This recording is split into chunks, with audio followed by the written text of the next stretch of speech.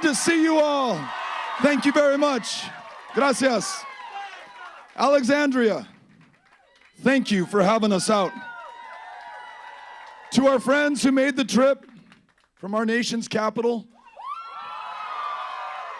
the future state of Washington, D.C., we are grateful that you made the trip. And to Kanik Aguirre, council member here in Alexandria, for your service over the last 104 days. As a new member of the city council here, for introducing us, for welcoming us, for putting this great group of people here together in your community, for greeting us with your father and with your wife, AJ. We are grateful to you now and forever. Thank you.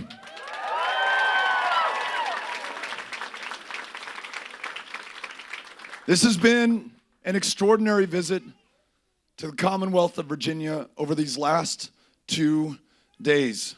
Got to meet so many extraordinary people who are doing so much for this Commonwealth and by extension, our country. In 2017, when we were thinking about running for Senate and then began a campaign with not a single dime from a single political action committee, running in a place that was written off as too red to count, going to each one of those 254 counties.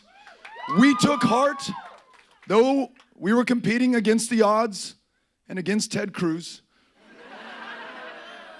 in what you were able to accomplish here in Virginia in that year, 2017.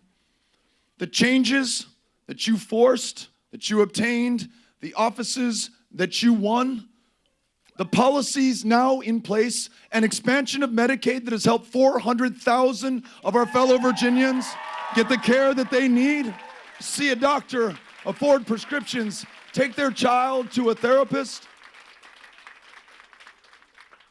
The changes that you will achieve. As we mark 12 years and 1 day since a massacre at Virginia Tech that claimed 32 lives, when we all get behind these great candidates who will be our delegates and senators in the Commonwealth, Virginia will pass universal background checks. And we will save more lives in this Commonwealth and in this country.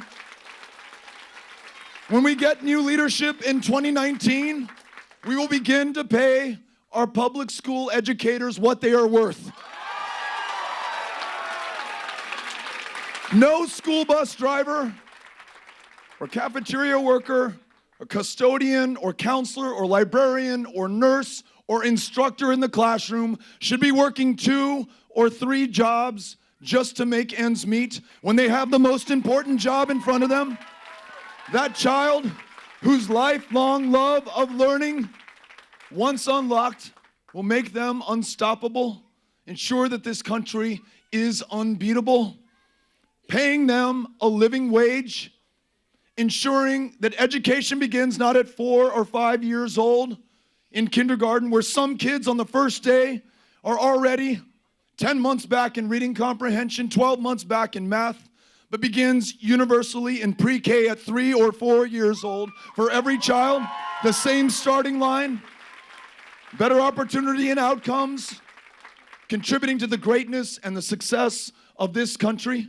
We make sure that we follow the lead of Moms Demand Action and not just have universal background checks, but ensure that weapons designed, engineered, and sold to the United States military, because they are very good at killing people in great numbers effectively and efficiently, are no longer sold into our communities, where they end up in our schools, in our churches, in our concerts, in our public life.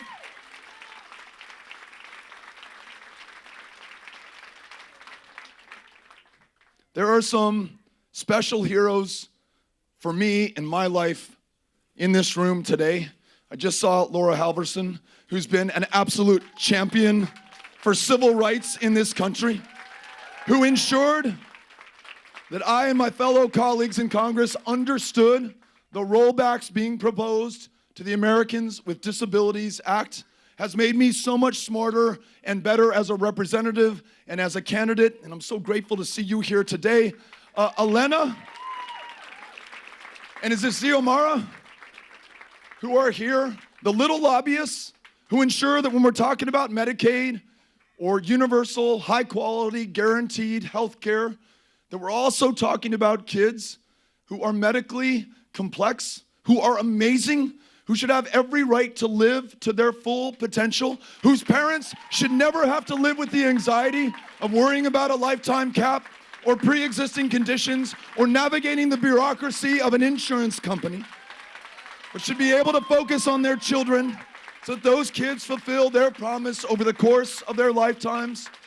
Her advocacy has, in part, ensured expansion of Medicaid in this state and guaranteed that in a country that today is the wealthiest, the most powerful on the face of the planet, the most medically and technologically advanced ever known to humankind, that does not lack for resources, but does for political will, finds the courage and the resolve, the common ground to achieve the common cause of guaranteed, high-quality, universal health care for every child, every woman, every man in this country, in every state and territory of the Union. And that in a country where far too many in 2019 will die of diabetes, though insulin was developed 97 years ago by scientists in Canada who sold it to the University of Toronto for $3 Canadian with no hope of profit or royalties. We'll get to your question in just a second, sir. I just want to make sure everyone else can listen. I just want to make sure that everyone else can listen. It's cool, it's cool, it's cool, it's cool. Okay. I'm sorry that your camera was smacked. We are here with you, okay? We're not. It's good. It's good.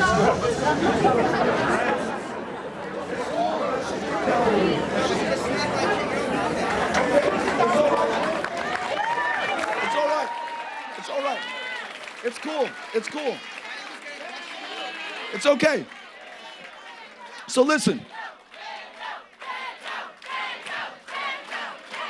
There is no reason that in this country, where we all care about one another, care for one another, defined not by party or race or any other difference that should not matter, that we cannot come together to make sure that people aren't crowdfunding their insulin treatment, that nurses who administer insulin aren't dying of diabetes as they are doing today, as they ration the care for themselves while they provide it for everybody else, that we meet the challenge of curable cancers and ensure that not another school teacher dies of the flu, as one did in Weatherford, Texas a couple of years back. She had insurance, but she did not have guaranteed health care. She did not have the $119 that was the copay on her flu medication, and that is what she died from. We all lose out on what she would have been able to do over the course of her life, and it is a stain on our conscience, but something that we can match with the resolve, with the purpose that we have in common and together, the same way that we will meet the challenge of the fact that in my home state, and so many other states of this country, the largest provider of mental health care services today is the county jail system. Those living with schizophrenia and bipolar disorder, clinical depression, too often, when they do not have care, get arrested on purpose to go to the one place they are guaranteed the care, the food, the shirt on their back, the prescription to a psychotropic medication that will temporarily alleviate their suffering and their pain and allow them to get on with their lives. We've got to make sure that universal care also means universal access to mental health care. And take it from a state like ours in Texas, whose legislature and governors and those in positions of public trust have shut down more than a quarter of our family planning clinics, making it hard for a woman not only to legally obtain an abortion, which since 1973 has been the law of the land, but also prevented them in a state that has failed to expand Medicaid to get a cervical cancer screening, see a family planning provider, or see a provider of any kind not unrelated to a maternal mortality crisis in our state that is 3 times as deadly for women of color. So universal health care also means every woman makes her own decisions about her own body and has access to the care to ensure that she can.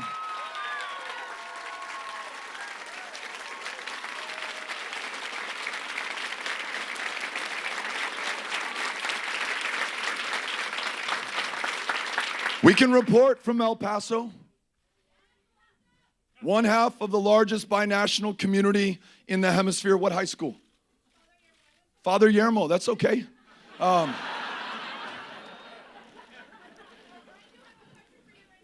You got it. Let me finish and then we're going to get you the microphone.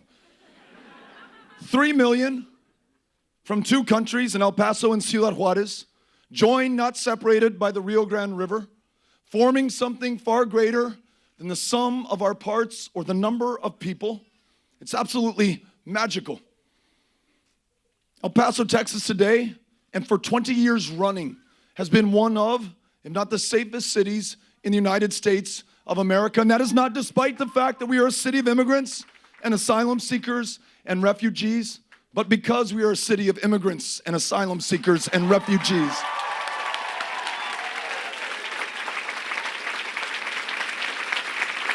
We don't respect or tolerate our differences. We embrace them. We understand that it makes us stronger as a community, more successful as a state, and yes, safer and more secure as a country. You will not purchase that security with a 2,000-mile, 30-foot high, $30 billion wall, which if built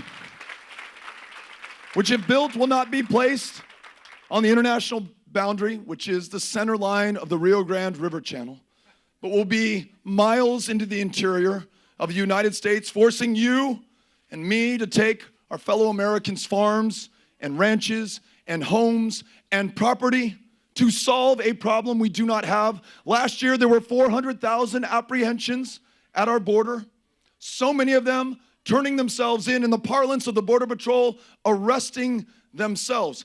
Kids, 5, 10, 15 years old, traveling on their own for 2,000 miles. If they are lucky, their parents were accompanying them. On foot, atop a train, not inside, known as the Beast or La Bestia. Fleeing the deadliest places on the planet today, doing exactly what Amy and I would do if faced with the same conditions and consequences for our kids. Doing what any human being would do if faced with the same challenges. And at their most desperate and vulnerable moment, as they approach this land of refugees and asylum seekers and immigrants, seeking safety and refuge and shelter, instead of any of that, they find their worst nightmare. That child taken from that mother's arms by force if necessary, and yes, we did that. That mother deported back to the very country from which she fled in the first place. We did that as well. The child placed in a cage, turned over to Health and Human Services, referred to the Office of Refugee Resettlement, and then settled in a foster care home in literally God only knows where. For months, which will become years, those families separated, visiting a torture and a cruelty that I hope none of us can fully imagine or will ever experience.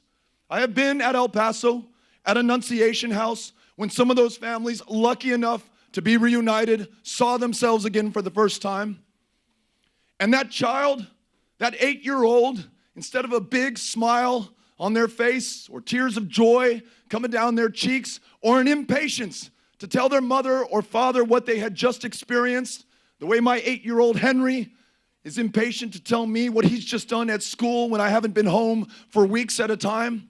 There is nothing on that kid's face, absolutely vacant, unable to reconnect with the person with whom she associates the greatest pain and suffering that a human being can endure. We have done unspeakable damage to these children, and take no comfort that it was Donald Trump or a Republican president. For as long as we are a democracy and we are a government of the people, then this is on every single one of us for as long as it persists. So we must all commit ourselves to ensuring that we never again take another child from another parent at our border, that we reunite those families that have been separated as quickly as possible, whatever it takes and whatever it costs, that instead of cutting $500 million, which is all that we invest in Honduras and Guatemala and El Salvador, to reduce the violence, to prevent those families from sending their kids on that 2,000-mile journey, that we double that funding. We invested in violence reduction. We help those families in those countries. And I know some of this know this better than others. Those countries who are suffering in part because of things that we do in this country. We are 4% of the globe's population. We consume 25% of her illegal drugs, which have to originate somewhere and transit through another place. We have led a war on drugs that we have forced on our partners and our allies and our neighbors in the Western Hemisphere, militarizing their communities and their police forces, hollowing out their civil society. We opposed and then deposed a democratically elected president in Guatemala in the 1950s, involved ourselves in the civil wars in Nicaragua and El Salvador, used Honduras functionally as an aircraft carrier for our military involvement in that region, deported people back after we jailed them for being here undocumented. And when we reap the consequences of our failed policies, of our lack of investment, of our inability to see our common humanity, we call it a crisis for this country, when it's really a crisis for those families and those people.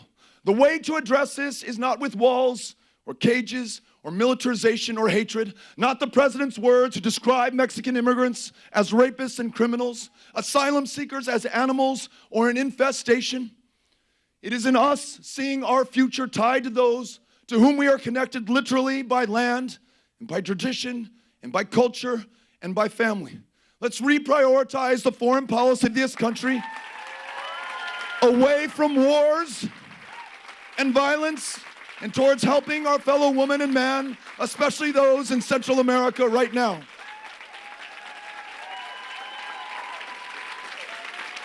And then, while we are at it, let's use this as an opportunity to rewrite this country's immigration laws in our own image, to reflect our values, what we think is important, what we know to be right here in Alexandria, back home in El Paso. Begin by freeing every dreamer from any fear of deportation. Make them U.S. citizens here in their true home country. Do not do it at the price of their parents. Bring them out of the shadows as well, and allow millions more to come out and contribute to their full capacity to our shared success and greatness. This is not a Democratic Party value. This is an American value. There's a way to bring Republicans and independents and Democrats alike to the table, to this conversation, and to the solution. Just as there is in our effort to confront the fact that we imprison more of our own people per capita than any other country on the face of the planet, disproportionately comprised of people of color, too many doing time for a nonviolent drug crime, like possession of marijuana, which is legal or decriminalized or medicinalized in the majority of the states in the union.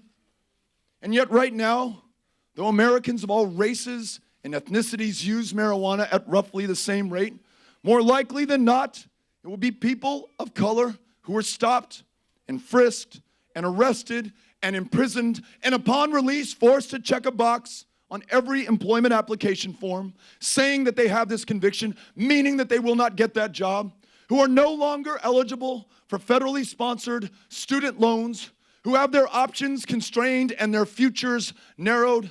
And it's a drag not just on them and their families, it's a drag on this economy and this country. So we must not only end the war on drugs, end the prohibition on marijuana, but expunge the arrest records of everyone caught in possession of something that will not kill you and to which you will not become addicted. We will go beyond that by ending for-profit prisons in this country. No one gets rich by locking you up. But we will also understand that the injustices that we just described are not limited to the criminal justice system. When you see health disparities in this country, I mentioned maternal mortality rates 3 times as high for women of color. The disparity between infant mortality in white America and black America is greater today than it was in 1850, 15 years before the abolition of slavery. There is 10 times the wealth in white America than there is in black America. And a 5-year-old child in that kindergarten classroom that I referred to earlier, 5 times as likely to be disciplined or suspended or expelled if they are a child of color. So it's not just criminal justice, it's not just healthcare, it's not just education, it's not just the economy, it is this country. A country that was literally built on the backs of those kidnapped and brought here in bondage, enslaved to build the wealth that they would never share in. Their children and descendants who endured segregation and Jim Crow and continuing suppression in the United States, not able to fully participate economically, nor are they democratically. Texas ranked 50th in the country in voter turnout before 2018. And it is not because we love our democracy less than you do here in Virginia. We were drawn that way literally by our state legislature. Based on your race, your ethnicity, you were drawn out of a congressional district. Therefore, a reason to vote. Therefore, the very democracy that is supposed to represent all of us. Racist voter ID laws, where you can use your license to carry a firearm in Texas to prove who you are at the ballot box, but you cannot use your student ID at Texas Southern University to prove who you are at the ballot box. Until we transcend these barriers and limitations and this racism in the country, compounded by a president who calls Klansmen and Nazis and white supremacists very fine people, who just tweeted a video of Representative Ilhan Omar, a Muslim member of Congress, and conflated her speech with the attacks on 9/11. He is stoking fear and paranoia, provoking hatred and violence, and it is working. Hate crimes in this country up for the last 3 years. The day that he signed the Muslim ban in 2017, they burned down the mosque in Victoria, Texas. You don't get kids in cages until you refer to them as animals first. So if we are willing to confront this, and not just condemn it, but to transcend it by telling the true, honest, factual story of this country, how we built our wealth, the inequalities that we have here today, we can begin the important work of repair, and we can discontinue visiting these injustices on the future generations of Americans. Because we will need all of us to meet any of these challenges. The economy, healthcare, education, criminal justice, and perhaps the biggest of them all,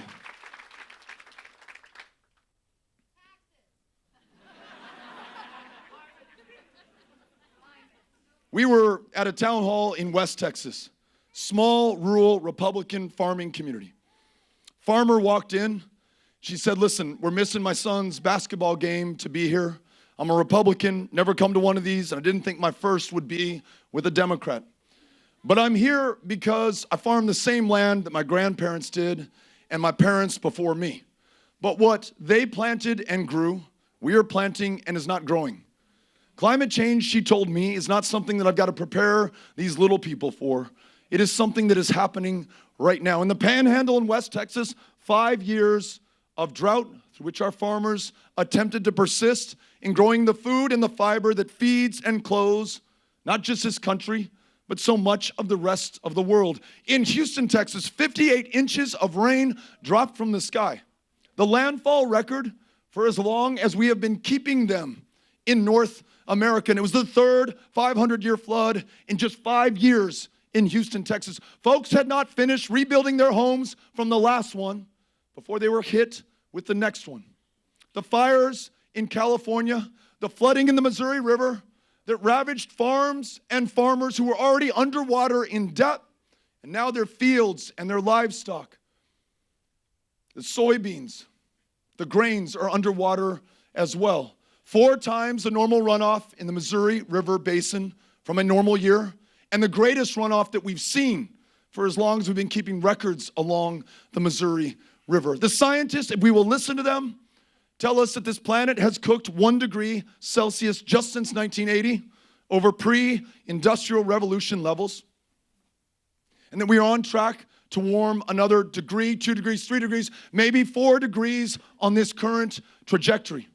And those fires, those floods, those droughts will become more profound, more frequent, more devastating of our property and our lives. If you think 400,000 apprehensions at the southern border is a lot, wait till some countries in the Western Hemisphere can no longer support human life, because that is where we are headed today. Those same scientists say there are 10 years left to us to get this right, to free ourselves from a dependence on fossil fuels, to embrace wind and solar, the jobs and economic growth that come along with it, to allow farmers to do their part, give them an incentive in the Farm Bill to plant cover crops, to capture carbon out of the air, new technologies like precision tilling to disturb less of the carbon that is in the soil. If all of us do our part in this country, at this moment of truth, we can then take our rightful role as the indispensable nation, convene the other powers of the planet to come together to solve an otherwise intractable problem, not just sign up to the Paris climate agreements again, but to make sure that we take the next necessary, urgent steps to save this planet from our own excesses, our own emissions, and our own inaction. This is a challenge that cannot be met by half measures or by only half the country. It's going to take all of us. And that's the way that we're campaigning, showing up everywhere for everyone. No me importa who you pray to, who you love, what party you belong to, who's calling you right now on your cell phone, how many generations you can count yourself an American, or whether you just got here this morning. All that matters at this point is that we are Americans first. We have the challenge before us, and we cannot be found wanting. For those reasons, I'm running to serve you as the next President of the United States of America. And I am grateful to be here with you, Alexandria. Thank you for having us out. Espero sus preguntas, sus comentarios, sus ideas. If you've got a question or a comment or an idea or suggestion, Cynthia Cano has got a microphone. Over here, Beto, right Where behind is you. right behind here? you. Oh, Behind okay. you. Here we go. There right we go. here. Cynthia's got a microphone. Get her attention. She will bring it to you. Les agradezco. Gracias. Y espero sus preguntas. Okay, we're going to do a quick question. ¿Qué es de nuevo? Todos bastante bien. Mucho gusto. How are you? Good. I just want to say that this man here, Well, let's focus on the future. That happened in the past. What do you want to do going forward? Where are you? No. Here you go. She's okay. Wait, I wasn't finished. Okay. I just have a comment that I hadn't decided who to vote for the primaries, but then I saw your answer on when you were asked about why athletes kneel, and I really appreciated.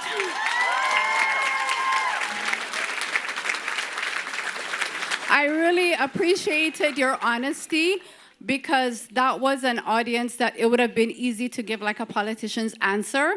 And that taught me that if you were honest then, when the person already said that they did not support it, that led me to feel that whatever you say, I could trust it. So you're my number one choice. Thank you very much. Thank you for the comment. So, okay, I wrote my question down. So you said that if you were elected, you would sign the Equality Act into law. Yes. That would help ensure LGBT rights under Title VII here in Virginia, as well as 25 other states. My question is, knowing the Supreme Court has a conservative tilt, how would you as president address the possibility that it could be struck down? Yeah. Really good question. And just to provide the context for those not aware, in the Commonwealth in Texas, you can be fired based on your sexual orientation. In Texas, 30,000 kids in the foster care system. CPS so badly funded that kids were sleeping on top of, underneath the desks.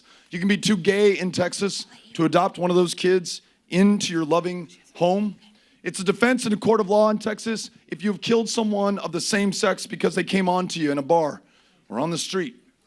This is wrong. In Texas, we just debated a transgender bathroom bill. Seriously, after all the shit that happened, all the stuff that happened in North Carolina, all the stuff. This microphone's not working. All the stuff that happened in North Carolina. Trying to scare parents about transgender children, though transgender children are far more often to be the victims than the perpetrators of an attack. And then this president, literally turning his back on the service of transgender service members who, from the very beginning of this country, have been serving in the armed forces. We don't know how many times they have sacrificed their lives for us and America, how many times they have saved the lives of others. And at every turn in this country's history, we said, well, if we integrate the armed forces by race, it's going to make us weaker. If we integrate the armed forces by gender, it's going to make us weaker. If we do it by sexual orientation, it's going to make us weaker. It has made us stronger every single time. Many of us, myself included, labored under the illusion that progress on rights, including civil rights, was inexorable. Maybe it was going too slow sometimes. Maybe you were really disappointed in don't ask, don't tell, but bit by bit, year by year, we were going to move in the right direction. 2016 and this administration has shattered those illusions. We can go backwards in time. We can turn our backs on those transgender service members. So not only will we ensure that we cancel this president's executive order and welcome transgender service members into the United States military again. Not only will we sign into law the Equality Act that ensures the full civil rights of every American in this Commonwealth, in my state, wherever they are, regardless of their sexual orientation. But for the Supreme Court and the next nominee that is proposed, we will ensure that they believe in people and not corporations, and do not think that corporations are people and that money is speech and that corporations can spend unlimited amounts of money in our elections.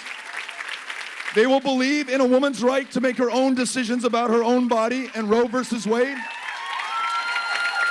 And they will believe in the full civil rights of every single American. That will be our litmus test for the next nominee. Thank you. Okay, to your right, to your right. And there are a lot of hands up. I promise I will get to as many as I can. Hey, Hi. how are you? Fine.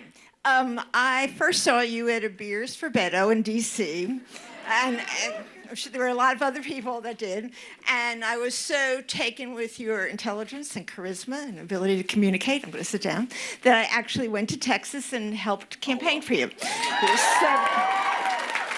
I have to say, this is a sort of critique in asking you to go forward. Okay, So there were a lot on TV, a lot of what I call kumbaya ads, but not a lot of ads really distinguishing yourself from your opponent. So I'm asking this time, I hear it's very easy to distinguish yourself from Trump, but and I know you've said that you're not going to say anything negative about your fellow candidates, but this is a race. Yeah. The primary is a race. How would you, I don't know if you were prepared to discuss this now, but at some point you're going to have to distinguish yourself from the other candidates who are running. Yeah. That's number one. And number two, I haven't seen you on any MSNBC recently. I haven't seen you on TV, and other candidates have been, on the airwaves morning, noon, and night. And that's of concern to me. Yeah. And I'm, okay. And I'm really, an article in The Nation about your views on the military, because I think it's important that you get those things out.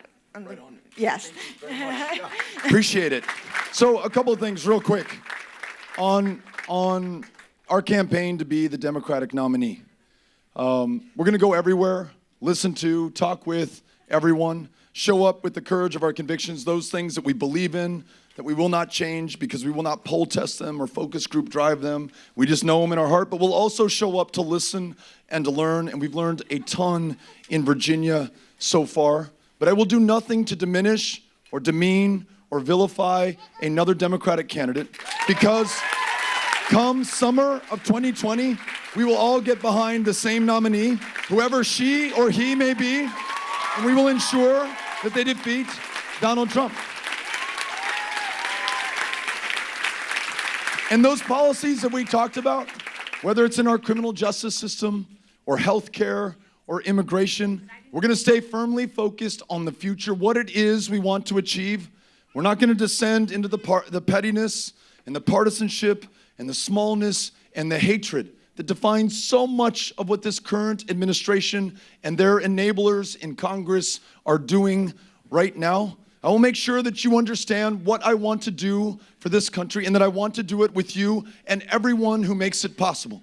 As far as MSNBC or the cable television networks, one of my all-time heroes, and the people who were part of this record label, Discord Records, and Ian Mackay and Jeff Nelson,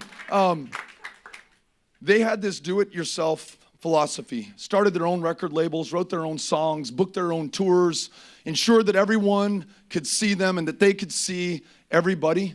We have held more town halls in the month and 4 days that we've been doing this than I think any other candidate, because meeting you eyeball to me is so much more satisfying than being on cable TV and in a soundbite or in a sentence trying to describe what's the most important to this country. At some point, I may have to give in and be on your television set, but right now I want to be with you in person. So give me some time. Thank you. All right, here's our next question. Well, my name is Eric, and what I wanted to go ahead and say is that when I was 4 years old, I came from El Salvador. My mom, she had already come. We were fleeing that dangerous environment. I know that you mentioned that walls are not going to stop it, and that's completely the truth. If anything were to break out here, for God's sake, we don't want that to happen. I know that in the future, I would do anything, no matter what barrier there was, to protect my children, to protect my future kids. Whatever wall there was, I would run away from that. Now, you did mention that you would increase the funding to these countries that are down there. We're talking about El Salvador, Honduras. But what other methods are you contemplating in order to protect that and to also go after dictatorships? We're talking about the Maduro regime, that you're seeing so much chaos going on there. And then it was just released that they're a part of the cocaine epidemic, that the government is being part of that. What other policies would you suggest in resolving issues like that? Yeah. Thank you for the question. First and foremost, do no harm and do not make the situation any worse. Our current president has threatened to militarily invade Venezuela. You tell me how our military interventions in Nicaragua and El Salvador and Guatemala and other parts of the world have worked out so far. It'll create more suffering, more harm, more people fleeing those countries to come to this country. So we must recognize Guaidó as a legitimate temporary president, because that's the constitution of Venezuela, but we must not use military force or violence or coercion to impose our will on another country. That never works. We should have the humility of understanding that it's up to the people of Venezuela to determine that. We should consider TPS, temporary protected status, from people who cannot stay in that country because they are on the verge of starvation. Their government can no longer protect them. It's the right thing to do. And to acknowledge that though we must invest in the Northern Triangle countries of Central America, and those who've studied this can attest that investment, not necessarily with governments and not with military hardware and not militarizing their police forces, but at the village and community level in reducing violence, reduces the need for people to leave, is a very smart investment for the United States to make. And then lastly, we should accept and acknowledge that when asylum seekers come here and when they're allowed to stay, Not only do they do better, they make us a much better country as a result. Their families, their kids, the genius that they reveal to the world, that all occurs here in the United States of America. And ultimately, we as a country are the beneficiaries. So thank you for asking. My brother and friends have life-threatening food allergies. I was wondering what your opinion is on having strict food allergen labeling standards. Thank you for being here. That sounds like a very good idea. And as president, would love to work with you to make sure, and your friends, to make sure that we get that done, to protect the lives, and in some cases save the lives of those who would be threatened by having packaging that does not disclose what the contents are. So you want to work with me on that? Okay, thank you. Appreciate it. Thank you very much. Good job. Yeah. Thanks. Okay, we're in the back of the room by the door that you came in from. Uh-huh. Hi, Beto. Hey. Hi, everyone. My name is Liz Vasquez. I'm a current resident of Alexandria, Fairfax County, but I was born and raised in El Paso, Texas. So my whole family, with the exception of my husband and myself, we're the only ones here. And so I go every Christmas. And this Christmas Eve, I was there when ICE dumped almost 700 people on the streets of El Paso. I was there at Annunciation House with Congresswoman Veronica Escobar, getting food ready, getting that, and helping out, getting the word out, helping those people out. I see that because I'm from El Pasoan, but you're running for president now. And I want you to tell people across the country that don't get to experience El Paso like you and I do, that we don't see the greatness that is to be in a binational community. And, you know, I'm a Mexican descent. My parents came from Mexico. I have a master's degree. I went to UTEP, did everything. But are you and your team working for as far as immigration? The gentleman that asked the question earlier, we want to know, the country wants to know what you're going to do to fix our broken immigration system, because it is broken. Thank you. Yeah, thank you for being here.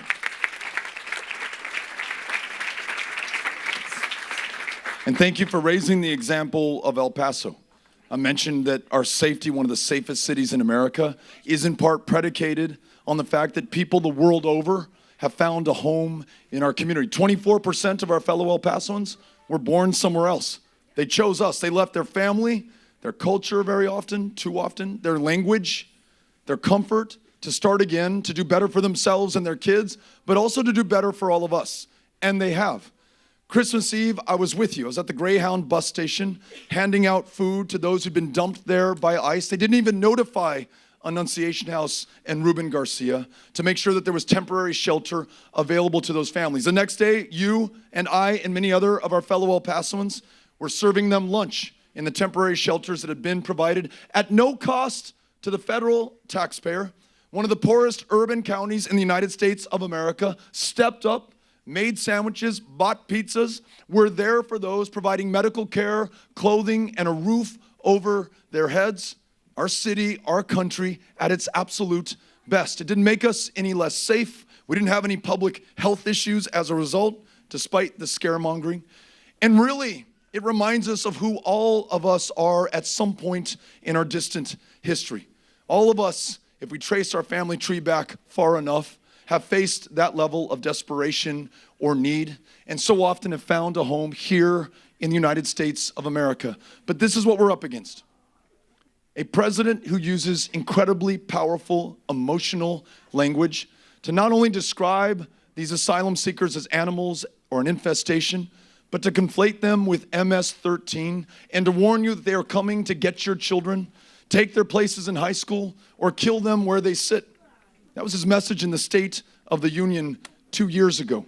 So we've got to tell our own stories, not just of what you did and I did and others in El Paso, but those dreamers, people like Marcelino Serna, more than 100 years ago, from Chihuahua, came to El Paso, served in the First World War in the United States Army, though his drill sergeant warned him off, said, Serna, every man in this unit is going to France, but not every man will return. You're not a citizen. You don't have to do this. But like any good American, he did, came back and brought distinction and honor, not just upon himself or his hometown, but was the most highly decorated veteran from the state of Texas in all of World War I. And as this country contemplates building walls, our community just dedicated an international bridge to Ciudad Juarez, and we named it after Marcelino Serna. So those dreamers, those immigrants, those asylum seekers, those refugees, There's a powerful, positive, profound, emotional story that we can tell as well. It starts for me, and for you, it sounds like, in El Paso, Texas. And part of the way that we campaign is to share that story everywhere with everyone. Thank you for asking. Right Appreciate in it. Thank front for of what you. you're If you doing. look straight ahead, here we go. Hi, Beto. My name's Lauren. I just had a few questions. Well, I had one question, really. My voice sounds so weird in this thing. I'm like, what is this? So you mentioned how this country was built on the backs of slaves, and I really got behind that. That really got me going. But I had a question about, there are a few Democratic nominees who are talking about reparations, and I was just wondering what your thoughts were on paying back the descendants of slaves. Thanks for the question.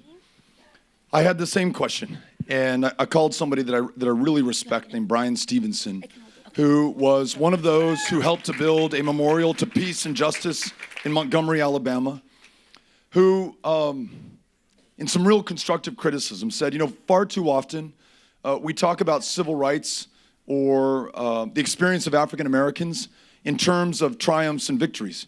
I was just in Greensboro, North Carolina. In 1960, 4 young people, by sitting at that lunch counter in that Woolworths, kind of shocked the conscience of the country and ensured that there was a demand for change. The Friendship 9 in Rock Hill, South Carolina, the Freedom Riders in the Deep South, John Lewis crossing the Edmund Pettus Bridge. We like to, and maybe it's I like to, or people who look like me like to, tell those stories about, what, we overcame this. People overcame this. We're a better country for it. But in his memorial to justice and peace, he describes the lynchings, the brutality, the violence visited upon people in this country based on their race and the color of their skin. Just outside of Houston, Texas, in Fort Bend, they just discovered a graveyard, not from the days of slavery or the era of the Civil War, but at the turn of the last century, convict gangs comprised of Black Americans who were arrested for the color of their skin to supply a labor need in that community and were literally worked to death. As they do the forensic investigation, they see the muscles torn literally from the bones on that body. These are the challenges and the legacies that we live with today, that continue today. And what Brian Stevenson told me is that before you're talking about payments and money, you must talk about the truth and the facts and our full story. Everyone must understand what is happening in this country. Now, he said, you may not be able to have a Truth and Reconciliation Commission like you had in South Africa. You may not be able to force the coming together that we are beginning to see in Rwanda. You may not have, as they did in Germany, forcing every single citizen, or almost every citizen, to go to those places that they would otherwise deny to address their complicity in the problem that they created in the deaths of millions. We need something like that here, but I'll just be honest with you. Given the composition of this country and the fact that we are still a white majority and that far too many people who look like me aren't going to voluntarily take that action, Brian Stevenson says this has to happen at a community by community level. Now, I'm all for Sheila Jackson Lee's bill that would set up a reparations commission. I would sign that into law in a heartbeat. But I want to make sure that in every community, at every level, here in the Commonwealth of Virginia perhaps especially, that we are ready to have that conversation, person to person, eyeball to eyeball, just like we're doing in this room right now.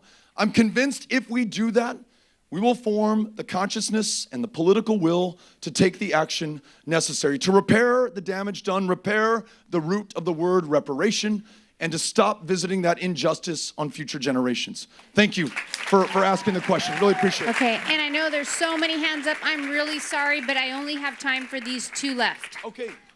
Hi. Hi. I'm Rabbi Ruti Riggin. I'm an ADAPT activist who you haven't met yet. I'm here to ask a question and express concern about the way you've been talking about mental health. Because I know since you've been connected with ADAPT, you know that our core human rights, civil rights demand is that we don't want to be locked up in institutions, and we want to control our own lives. And you've been going around the country describing what goes on in prisons coercively as appropriate mental health care. So my question is, what would you do? Okay. Let's let her finish. Yeah. I know what I'm about. Please continue. Okay. Yeah. I'm friendly. It's okay. So my question here is, what would you do as president to protect the fundamental civil rights of people with disabilities, including mental health disabilities, to control our own healthcare, to make our own healthcare decisions, to not get locked up in institutions and control our own lives? What would you do to protect those rights? Yeah, thank you for being here, and thanks for the constructive criticism. I'm not doing an effective job of communicating my point, so I'm going to take to heart some of your suggestions. When I talk about jails being the primary provider of mental health care services in states like mine, I'm trying to say that's not right. You shouldn't have to throw a chair through a window to get arrested in order to get treatment, but some people are doing that right now. And when I say universal care, it means that everybody is able to afford to get primary mental specialty, reproductive health care. But you bring up a specific issue and question with which I'm somewhat familiar. My sister Erin has some pretty significant disabilities. And we saw the consequence of a lack of funding for the Individuals with Disabilities Education Act, IDEA. We're funding it at something like 17% of what we should be funding it right now from the federal level, so we need to fight to make sure that happens. But we also have a problem due to, I think, a lack of awareness, not out of malice, where Democrats and Republicans alike sometimes think that the answer to those living with disabilities today is to institutionalize them, when the real answer is to guarantee their independence, to allow them to live at home or with their families. Not only would that cost a fraction of what we spend right now to institutionalize Americans who are living with disabilities, but allows them the independence and the volition to live to their full potential, contribute even more to the success of our economy, of our country, in ways that you can measure financially, and in ways that you can't. Quality of life, the poetry that they'll write, the paintings that they'll make, the small businesses that they will start, the people that they will employ.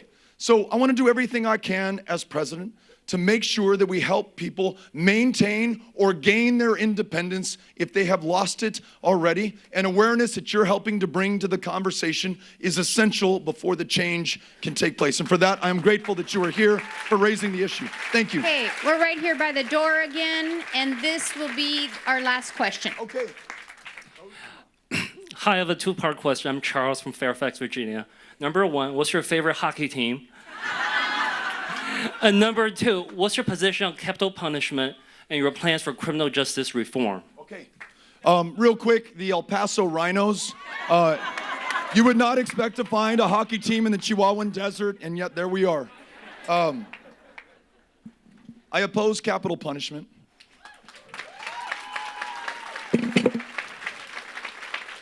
And briefly, because we touched on some of this earlier, because we lock up more people than any other country per capita, because they are disproportionately comprised of color, because too many are there for nonviolent drug crimes, including possession of marijuana.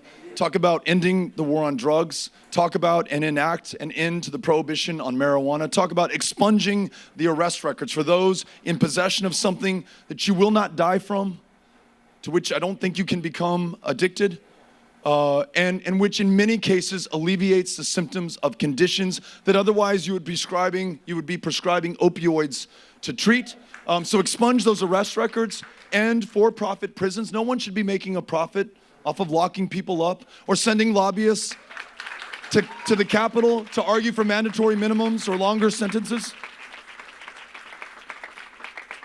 These are some places to start. And then if we add to that or follow the lead of Houston, Texas, and end cash bail so that you're not too poor to get out of jail and have your freedom, then I think we'll really be making some progress. Let me just say in conclusion, because Kanik began in this way, I'll end in this way. Si queremos enfrentar los retos de este país, del cambio climático, cuidado de salud por todos y la reforma migratoria, necesitamos en este país una democracia en que podemos contar cada voto, podemos escuchar a cada voz. Estoy en esta campaña en su estado, or Commonwealth, como se dicen en English, para presentarme y también para escuchar y entender las ideas, las quejas y las oportunidades de este país. I'm grateful to be here with you. Learned so much by listening to you. Looking forward to the next visit. And Canik and Alexandria, thank you for having us out. We are very, very, very grateful. Thank you very much. Adios.